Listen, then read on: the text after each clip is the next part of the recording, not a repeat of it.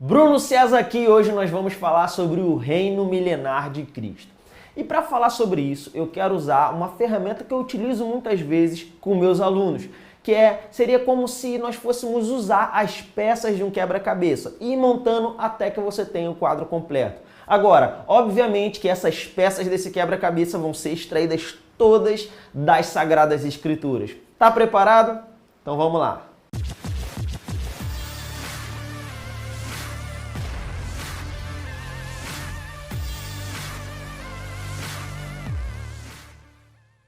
Então, eu queria começar falando sobre o reino milenar de Cristo utilizando o texto de Apocalipse.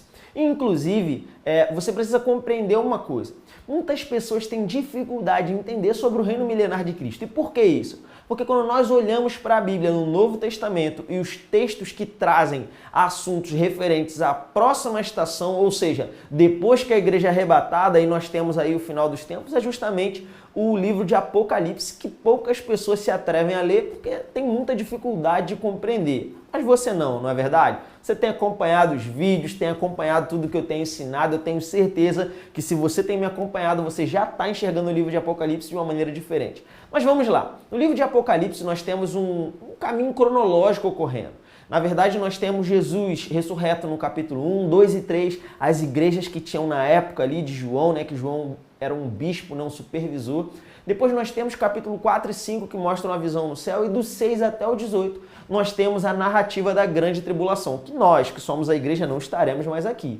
Mas no capítulo 19 nós temos a volta do Senhor Jesus Cristo para a Terra, no que é conhecida como a Batalha do Armagedon. Então chegamos em Apocalipse capítulo 20. E ali Apocalipse capítulo 20, 21 e 22 tem os eventos finais aí que vão culminar no que seria a consumação dos séculos ou o fim dos tempos propriamente dito. Amém? Agora, lá em Apocalipse capítulo 20, após Jesus vencer a Batalha do Armagedon, existe algo que acontece. A Bíblia vai falar sobre o reino milenar de Cristo, sobre reinar com Cristo por 1000 anos.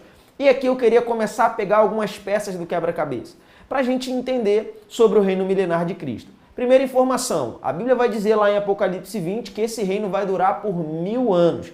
Cristo vai governar sobre essa terra por 1000 anos.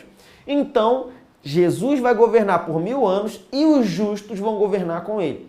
Naquele momento, o texto vai dizer ali entre o versículo 4 e 5 que algumas pessoas vão ser ressuscitadas, aqueles que morreram durante a tribulação. E nós sabemos, se a gente estudar todas as Sagradas Escrituras, nós percebemos que não só essas pessoas que morreram na tribulação, mas ainda também os santos do Antigo Testamento e ainda a igreja que vai voltar com Cristo vai estar reinando sobre a terra. Então nós temos um período de 1000 anos onde Cristo vai governar sobre a terra. Quem vai governar com Cristo? Aqueles que foram ressuscitados como justos.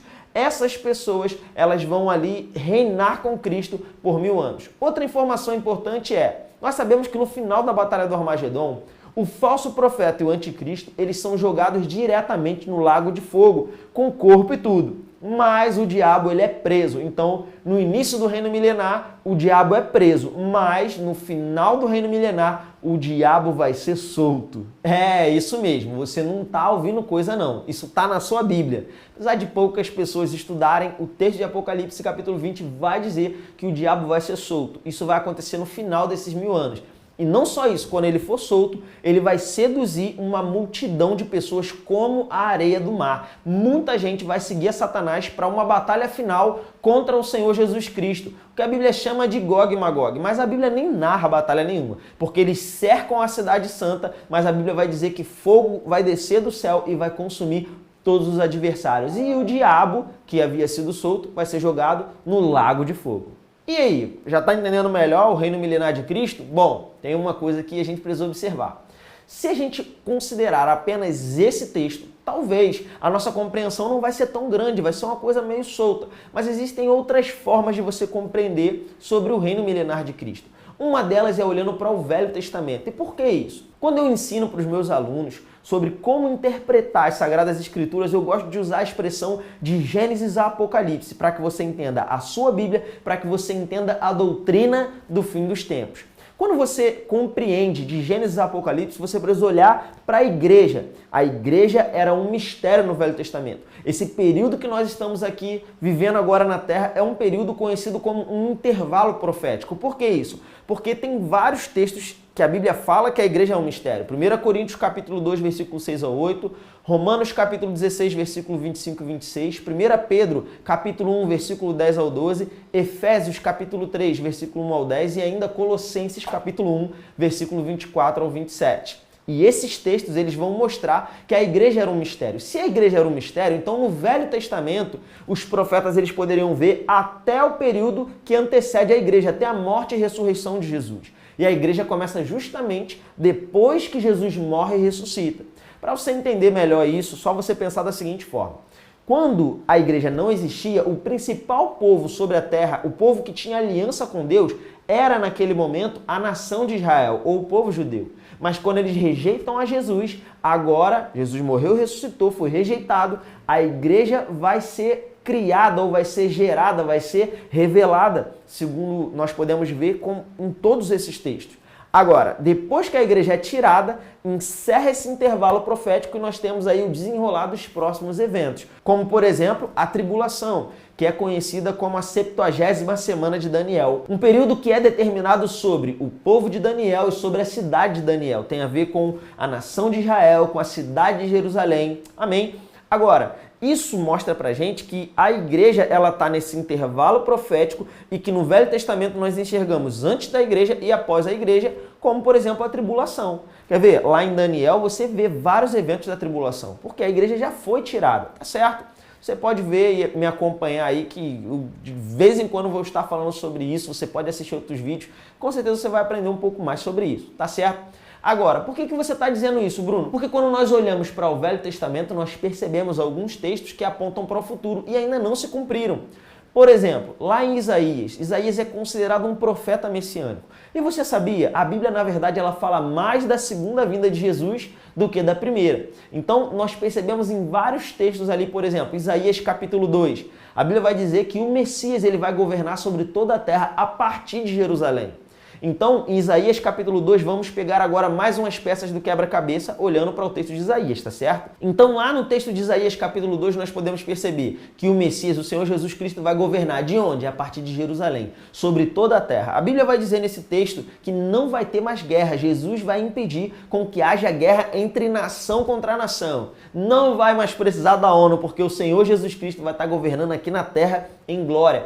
As armas militares vão ser transformadas em ferramentas de trabalho, em podadeiras. E não só isso, a Bíblia diz que o conhecimento vai invadir e vai encher toda a terra como as águas cobrem o mar. É poderoso, não é? Você acha que hoje tem muita tecnologia? Você não perde por esperar o que vai acontecer no reino milenar de Cristo. Não só isso, eu acabei de citar para você Isaías capítulo 2. Se você der um salto, por exemplo, para Isaías capítulo 6 ou Isaías capítulo 11, você vai perceber textos onde a criação parece estar, de certa forma, regenerada.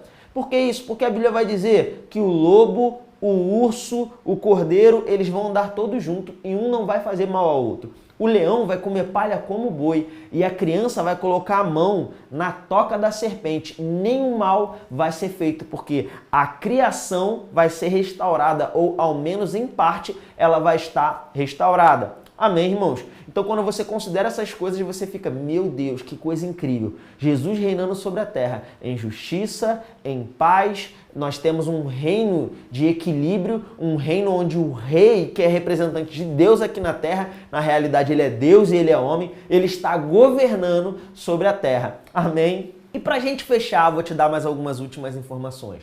Dentre elas, existem textos que falam de cura sendo disponível para todos. Sabe, os aleijados saltando, os cegos enxergando, os surdos ouvindo. Jesus, quando andou a primeira vez aqui sobre a terra, ele cumpriu essas coisas em parte, mas vai chegar um tempo em que ele vai governar em glória. Isso vai se manifestar numa medida muito maior sobre toda a terra. E quando você vai para Isaías capítulo 65, você percebe uma outra coisa, um outro detalhe importante. Que a Bíblia vai dizer que nesse tempo, na realidade, ele está apontando para o reinado do Messias, amém? Já sabemos que isso não se cumpriu até aqui, então vai se cumprir no futuro, porque todas as profecias se cumpriram literalmente, da mesma forma, as próximas irão se cumprir literalmente. Senão, cada um pode achar o que bem entende da Bíblia e interpretar da forma como prefere. Nós não vemos assim, amém? Então, quando nós olhamos para essas coisas, nós vamos perceber o seguinte. A Bíblia vai dizer que nesse tempo, morrer aos 100 anos é morrer ainda como um jovem, como uma criança. E quem pecar, somente aos 100 anos morrerá. Então a maioria dos estudiosos concorda que no reino milenar as pessoas vão viver um período assim como viviam lá nos primórdios, lá no início da Bíblia. E inclusive muitos acreditam que os justos não vão morrer, porque o texto fala que só quem pecar vai morrer aos 100 anos de idade. Então nós percebemos algumas coisas aqui no reino milenar. A longevidade das pessoas, nós percebemos ainda que ainda vai haver possibilidade de pecado, porque o homem continua tendo livre-arbítrio, e não só isso, que ainda vai haver a morte. Bruno, vai ter morte no reino milenar de Cristo? Vai, porque a Bíblia ensina, lá no final do livro de Apocalipse 20, depois que é citado o reino milenar, que a morte vai ser jogada no lago de fogo. Então, a partir daquele momento, não há mais morte. Quando são criados novos céus e nova terra, não há mais morte. E no texto de 1 Coríntios 15, o apóstolo Paulo ensina que o último inimigo a ser vencido é a morte. Então vai chegar o dia que a morte vai morrer, mas isso ainda não vai ser dentro do reino milenar. Então essas são algumas informações. Para fechar a conta, agora, como eu já mostrei para você, nós temos algumas situações. Nós temos algumas pessoas com o seu corpo restaurado, ou como alguns dizem, um corpo glorificado, um corpo que não morre mais e que não envelhece mais. Porém, a Bíblia nos mostra que as pessoas que sobreviverem à grande tribulação vão poder entrar para o reino milenar de Cristo, aqueles que creem em Cristo. Alguns dos judeus, alguns das nações, isso tem todo um contexto bíblico, você pode ler. Mateus capítulo 25 vai falar sobre isso, porque mostra